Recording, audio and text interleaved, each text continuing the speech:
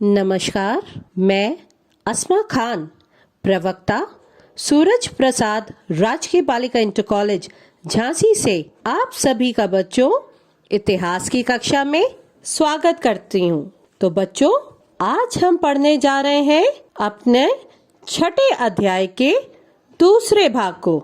छठा अध्याय बच्चों हमारा है भक्ति सूफी परंपराएं, धार्मिक विश्वासों में बदलाव और श्रद्धा ग्रंथ, लगभग 8वीं से 18वीं सदी तक। तो बच्चों, आज हम पढ़ेंगे इसके दूसरे भाग को। साथ ही बच्चों मैं आपको बता दूं कि हमने इसी अध्याय के प्रथम भाग को पढ़ लिया है।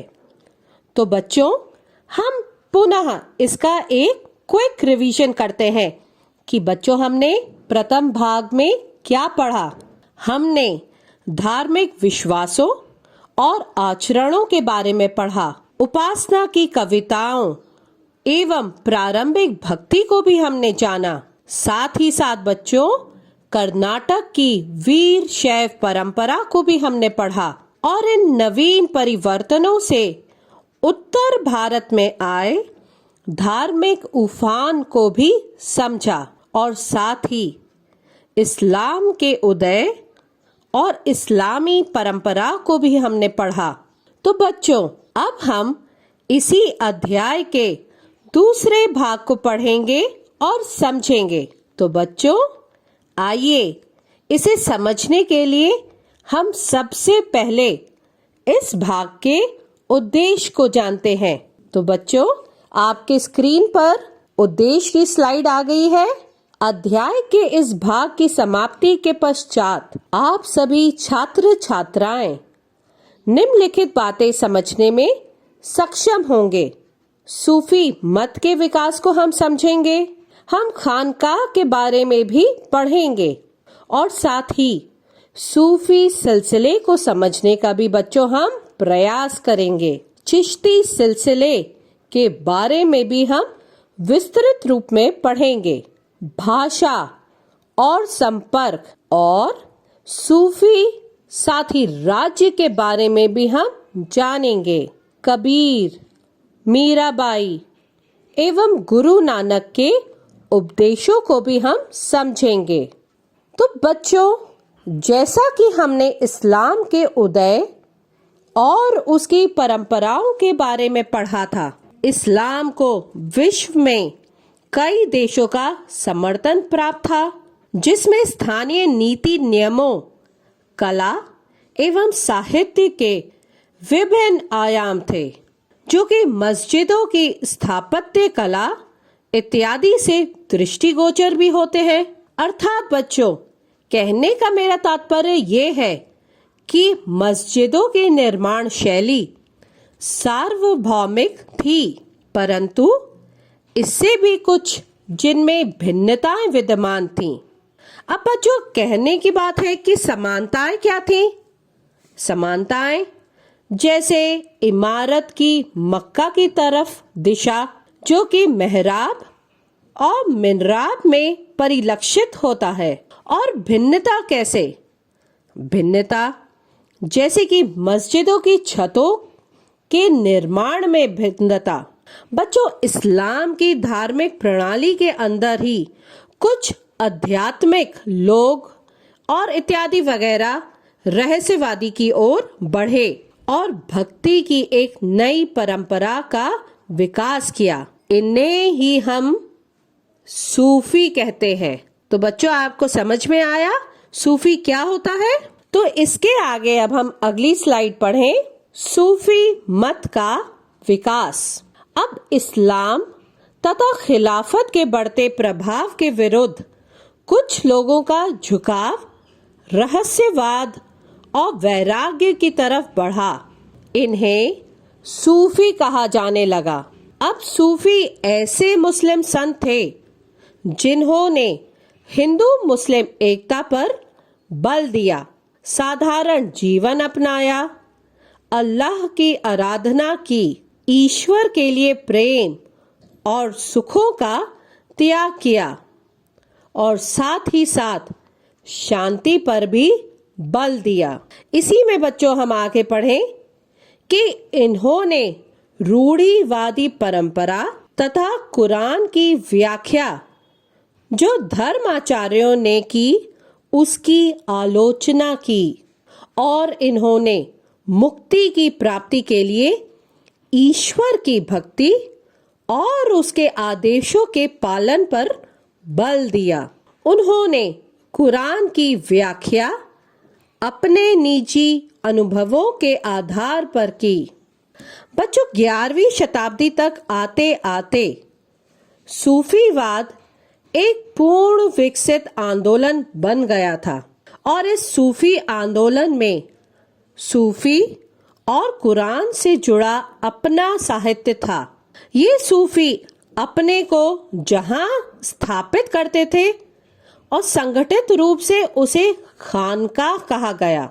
तो यही है बच्चों हमारी अगली स्लाइड। खानकाह। खानकाह में सूफी संत रहते थे। ये उनका विश्वास और यही उनका निवास स्थल था जिसका नियंत्रण शेख, पीर या मुर्शीद के हाथों में होता था। ये अनुयायियों को खानकाह में शामिल करते थे। 11वीं शताब्दी तक सूफीवाद एक विकसित आंदोलन बन चुका था। सूफी और कुरान से जुड़ा अपना साहित्य भी है। बच्चों 12वीं शताब्दी तक आते आते इस्लाम में कई सारे सूफी सिलसिलों का गठन हुआ और ज्यादातर सूफी वंश उन्हें स्थापित करने वालों के नाम पर पड़े। अब किस तरीके से? जैसे कि आप एग्जाम्पल देख लीजिए बच्चों। कादरी सिलसिला, ये शेख अब्दुल कादिर इनके नाम पर पड़ा। शत्तारी सिलसिला, ये शाह अब्दुल सत्तार के नाम पर पड़ा। इसी के प्रकार से कुछ और एग्जाम्पल मैं आपको बता देती हूँ, नोट कर लीजिए बच्चों। सोहरावर्दी सिलसिला, ये शिहाबुद्दीन सोहरावर्दी पर पढ़ा। इसी तरीके से चिश्ती सिलसिला, ये ख्वाजा मोइनुद्दीन चिश्ती पर पढ़ा। तो ये था बच्चों खानकाह के बारे में। अब इसके आगे बच्चों हम जान लें। तो बच्चों अब हम इसके आगे बढ़ते हैं और पढ़ते हैं अपनी अगली स्लाइड जो कि है सूफी सिलसिले। अब बच्चों 12वीं शताब्दी तक सूफी सिलसिले का गठन होने लगा। सिलसिला गुरु तथा शिष्यों को मिलाकर बनता था जिसे जंजीर कहते थे और गुरु के नाम पर सिलसिले का नाम रखा जाता था। दीक्षा के विशिष्ट अनुष्ठान विकसित हुए और दीक्षा में निष्ठा का वचन देना पड़ता था, सिर मुड़ाना पड़ता था, थेगड़ी वाले वस्त्र पहनने पड़ते थे। ये तो थी उनकी विशिष्टताएं। और पीर की मृत्यु के बाद उसकी दरगाह भक्ति स्थल बन जाती थी। आज भी जैसे भारतवर्ष में कई जगह दरगाह हैं, उसी प्रकार की पीर की मृत्यु के बाद दरगाह भक्ति स्थल बन जाती थी। उन पर मुरीद जाते थे जहां जियारत की जाती थी और इस परंपरा को उर्स कहा जाता था। आज भी बच्चों कई जगह पर उर्स आयोजित किए जाते हैं। ऐसा माना जाता था कि मृत्यु के बाद पीर ईश्वर में एकभूत हो गए हैं और उनकी शक्ति बढ़ गई और लोग उनसे आशीर्वाद लेने जाते थे। तो बच्चों खानकाह के इस चलते आ रहे सूफी सिलसिलों में कुछ सूफियों ने खानकाह का विरोध किया। और इससे पृथक होकर रहस्यवादी और वैराग्य जैसे भक्ति आंदोलन की सराहना की। तो बच्चों, अब हम आगे बढ़ते हैं और देखते हैं अपनी अगली स्लाइड। खानकाह के बाहर। अब खानकाह के बाहर से क्या तात्पर्य बच्चों हम लोग ले रहे हैं कि कुछ रहस्यवादियों ने नवीन आंदोलन की नींव रखी, खानकाह का तिरस्कार किया और फकीर की जिंदगी बिताई, निर्धनता और ब्रह्मचर्य को भी अपनाया। ये एक प्रकार से अलग हो रहे थे, जिन्हें कलंदर, मदारी, मलंग और हैदरी नाम से जाना जाता है। शरिया की अवहेलना के कारण इन्हें बेशरिया यानी कि शरिया की अवहेलना करने वाले कहा गया और शरिया के पालन करने वाले को बाशरिया कहा गया।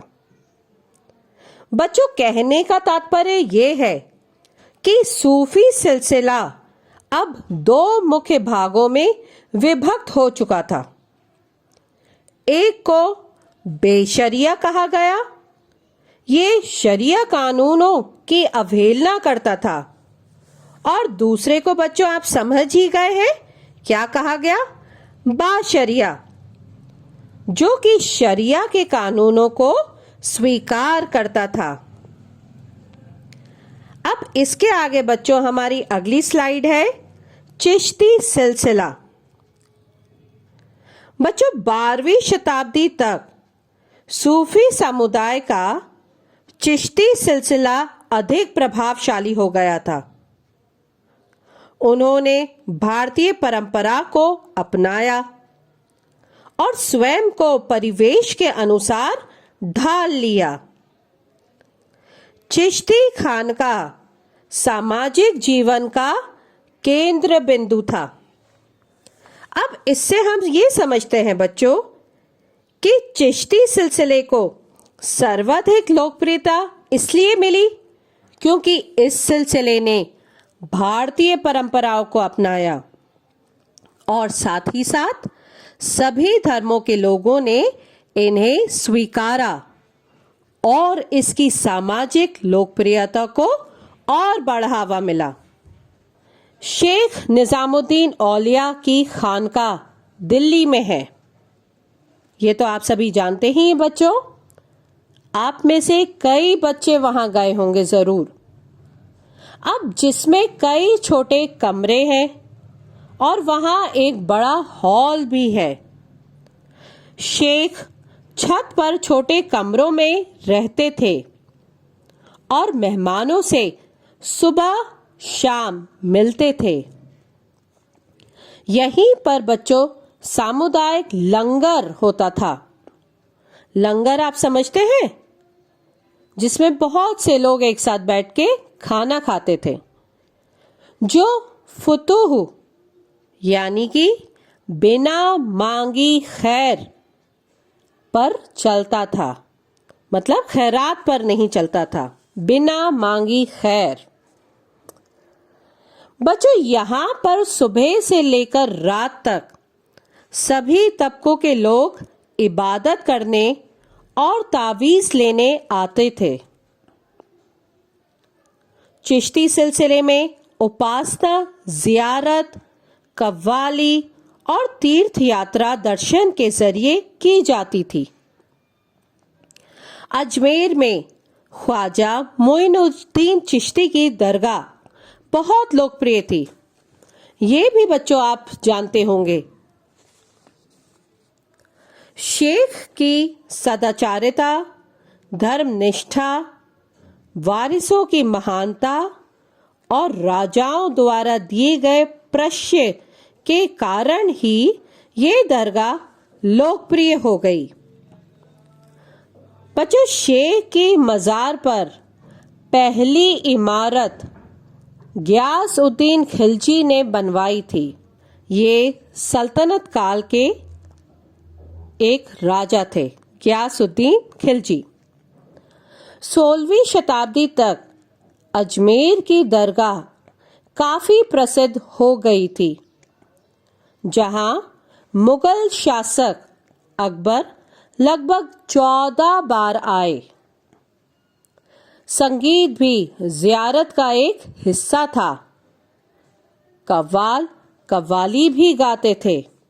अब बच्चों, हम आगे बढ़ते हैं और देखें अपनी अगली स्लाइड, जो कि है भाषा और संपर्क के बारे में। तो बच्चों, चिश्तियों ने स्थानीय भाषा को अपनाया। जैसा कि मैंने पहले भी बताया है बच्चों कि किस तरीके से चिश्ती सिलसिला लोकप्रिय इसलिए हुआ क्योंकि उसने भारतीय परंपराओं को अपनाया। सूफियों ने बड़ी बड़ी कविताएं लिखी, जिसमें उन्होंने ईश्वर के प्रति प्रेम को व्यक्त किया, और क्षेत्रीय भाषा का प्रयोग बाबा फरीद ने किया था। बच्चों, स्थानीय भाषा का इस्तेमाल करने के कारण ही जनसाधारण द्वारा चिश्ती सिलसिले को अपनाया गया, और साथ ही साथ शासकों ने भी सिलसिले की इस शैली को संरक्षण प्रदान किया। जैसा कि बच्चों मैंने आपको कुछ एग्जाम्पल बताया था कि गियासुद्दीन खिलजी ने शेख की मजार पर पहली इमारत बनवाई थी, है ना। और साथ ही मुगल शासक अकबर भी 14 बार वहां गए। कहां पर? दरगाह। तो इस तरीके से बच्चों, जब किसी शैली को संरक्षण प्रदान मिलता है तो वो आगे और बढ़ती है। इसका सबसे प्रमुख उदाहरण है कबीर, गुरु नानक एवं मीराबाई द्वारा क्षेत्रीय भाषाओं को प्रयोग कर जन जन तक अपने विचार पहुंचाए। अब बच्चों, हम लोग इसके आगे बढ़ते हैं और देखते हैं अपनी अगली स्लाइड, जो कि है सूफी और राज्य। बच्चों, चिश्ती संप्रदाय संयम और सादगी वाला था।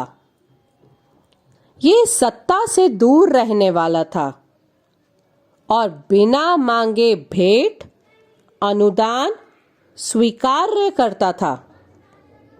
मतलब कहीं मांगते नहीं थे ये, जो स्वयं दे दे उसी को अपनाते थे। खानका कर मुक्त थे, यानी कि उन्हें कोई कर नहीं चुकाना पड़ता था, और खानका के लिए जमीन अनुदान में दी जाती थी। लोगों का संतों पर विश्वास था और कई शासक भी सूफी संतों के पास रहने एवं उनके समर्थन चाहते थे। साथ ही कई शासक उन्हें संरक्षण भी देते थे। बच्चों, कहने का मेरा तात्पर्य ये है कि शासक सूफी संतों के साथ न केवल संपर्क स्थापित करना चाहते हैं, बल्कि उनके समर्थन के कायल भी थे, क्योंकि इनके साथ जन लोकप्रियता सीधे सीधे जुड़ी हुई थी। अब बच्चों, हम आगे बढ़ते हैं और देखते हैं अपनी अगली स्लाइड, कबीर की शिक्षाएं। अभी मैंने आपको कबीर, गुरु नानक एवं मीराबाई का नाम लिया था। इन्होंने क्या किया? क्षेत्रीय भाषाओं का प्रयोग किया और इन भाषाओं से अपने विचार लोगों तक पहुंचाए। तो हम पढ़ेंगे पहले कबीर की शिक्षाओं के बारे में। कबीर एक ईश्वर में विश्वास करते थे। वे जात पात का खंडन करते थे। उनका कहना था हिंदू मुस्लिम भाई भाई हैं, यानी कि वे हिंदू मुस्लिम भाईचारा का साथ देते थे। कट्टरपंथी मुल्लाओं और ब्राह्मणों का खंडन करते थे। वे ईश्वर भक्ति के साथ जीव जंतुओं से वे प्यार करते थे और कहते थे कि जन जन को भी इन सभी से प्यार करना चाहिए। वे जातीय भेदभाव को त्याग कर मानव मात्र से प्रेम करने को कहते थे। ये तो थी हमारी कबीर की शिक्षाएं। हम अपनी अगली स्लाइड में पढ़ेंगे मीराबाई के बारे में। ये 15वीं से 16वीं शताब्दी की सुप्रसिद्ध कवित्री थीं।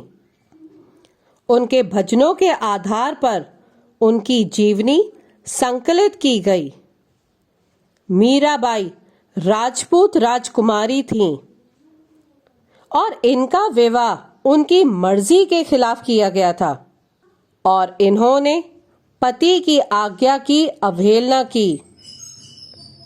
कृष्ण को एकमात्र वे पति स्वीकार करती थीं। वे राजभवन से निकलकर घुमक्कड़ गायिका बनी और साथ ही उन्होंने अनेक गीतों की रचना भी की। मीराबाई के गुरु रैदास थे, जो कि एक चर्मकार थे। इससे ये पता चलता है कि मीराबाई ने जातिवाद को नहीं माना और मीराबाई ने महल के सुख को छोड़कर सफेद वस्त्र धारण किए और सन्यासिनी का जीवन बिताया। बच्चों, अब हम आगे बढ़ते हैं और पढ़ेंगे गुरु नानक के मुख्य उपदेश।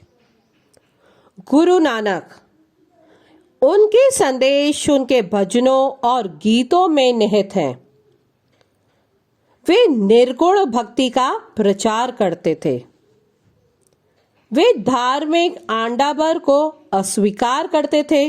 उनका कहना था कि रब का कोई लिंग और आकार नहीं है। वे सरल तरीके से उपासना जाप के द्वारा और स्मरण के द्वारा किया करते थे। वे मूर्ति पूजा का खंडन करते थे। जाति प्रथा, छुआछूत और इन सभी के विरुद्ध होकर वे मानवता का समर्थन करते थे। तो बच्चों, ये था हमारा दूसरा भाग जो आप समझ गए होंगे। अब बच्चों, हम संक्षेप में देख लें कि हमने अपने इस दूसरे भाग में क्या क्या पढ़ा और क्या समझा। बच्चों, हमने सूफी मत के विकास को समझा। हमने खानकाह के बारे में पढ़ा। सूफी सिलसिले को समझने का प्रयास किया। चिश्ती सिलसिले के बारे में भी पढ़ा। भाषा और संपर्क और सूफी राज्य के बारे में भी जाना। कबीर, मीराबाई और गुरु नानक के उपदेशों को हमने समझा। तो बच्चों, इसके साथ साथ अब हम कुछ होमवर्क भी करेंगे और मूल्यांकन को भी जानेंगे कि कैसे कोई प्रश्न यदि आता है हमारे एग्जाम में तो उसका उत्तर हम कैसे लिखेंगे। तो एक एग्जाम्पल मैं आपको बता रही हूं। यदि प्रश्न आता है बेशरिया और बाशरिया सूफी परंपरा के बीच एक रूपता और अंतर दोनों स्पष्ट कीजिए, तो आपका उत्तर किस प्रकार होगा बच्चों? सूफीवाद कई पंथों अथवा सिलसिले में संगठित था। सिलसिले का शाब्दिक अर्थ है जंजीर, जो शेख और मुरीद के मध्य एक निरंतर संबंध का परिचायक है।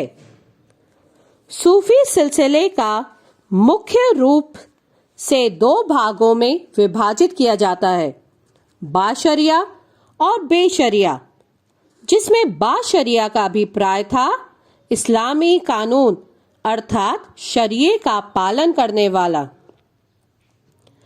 बेशरिये का तात्पर्य था ऐसा सिलसिला जो शरिया में बंधे हुए नहीं थे और शरिया की अवहेलना करने के कारण उन्हें बेशरिया नाम दिया गया। उल्लेखनीय है कि मुस्लिम समुदाय को निर्देशित करने वाले कानून को शरिया कहा जाता है। शरिया कुरान शरीफ तथा हदीस पर आधारित है। हदीस का अर्थ है पैगंबर साहब से जुड़ी परंपराएं। पैगंबर साहब के समृद्ध शब्द और क्रियाकलाप भी इनके अंतर्गत आते हैं। अरब क्षेत्र के बाहर इस्लाम का प्रचार होने पर क्रियास अर्थात के आधार पर तर्क तथा इज्मा समुदाय की सहमति को भी कानून का स्रोत माना जाने लगा। बेशरिया और बाशरिया सिलसिले में कुछ एक रूपता है और कुछ अंतर भी है। एक रूपता, दोनों सिलसिले एक ही ईश्वर में विश्वास करते थे। उनके अनुसार अल्लाह एक है, वह सर्वोच्च, सर्वशक्तिशाली और सर्वव्यापक है। दोनों अल्लाह के सामने पूर्ण आत्मसमर्पण पर बल देते थे। दोनों पीर अथवा गुरु को अत्यधिक महत्व देते थे। दोनों इबादत अर्थात उपासना पर बल देते थे। उनके अनुसार अल्लाह की इबादत करने से मनुष्य संसार से मुक्ति पा सकता है। इनमें अंतर भी था, जो कि बाशरिया सिलसिला शरिया का पालन करते थे और बाशरिया सूफी संत खानकाहों में रहते थे।